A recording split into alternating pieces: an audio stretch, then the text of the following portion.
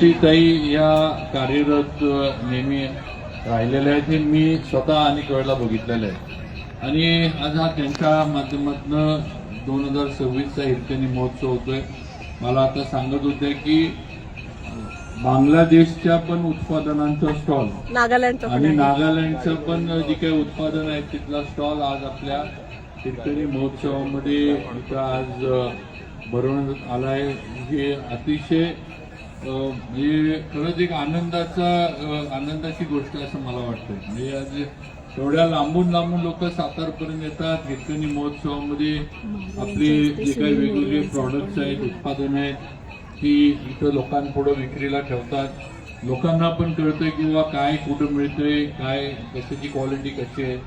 आणि नक्कीच एक या निमित्तानं पुढचे 5 दिवस संध्याकाळचं या ठिकाणी येणं बसणं एक फॅमिली आउटिंग ज्याला आपण म्हणू असं एक माहोल या संपूर्ण हिरकणी महोत्सवामधला निर्माण झालेला आपल्याला बघायला मिळतं. ही वस्तुस्थिती आहे आणि म्हणून जयश्रीताईंचं त्यांच्या सहकाऱ्यांचं मी मनापासून अभिनंदन करतो. आपण यशस्वीरित्या दरवर्षी या महोत्सवाचे सगळे कार्यक्रम पार पाडत असता.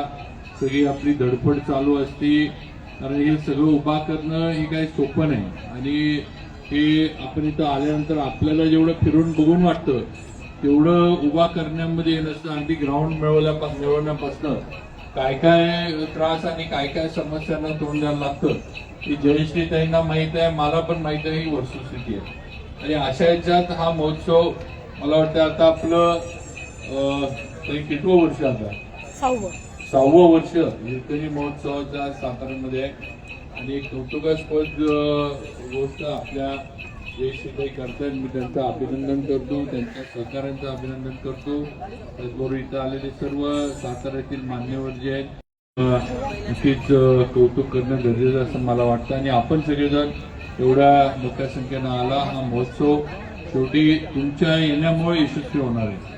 इथं किती जरी नियोजन वगैरे सगळ्या गोष्टी असल्या तरी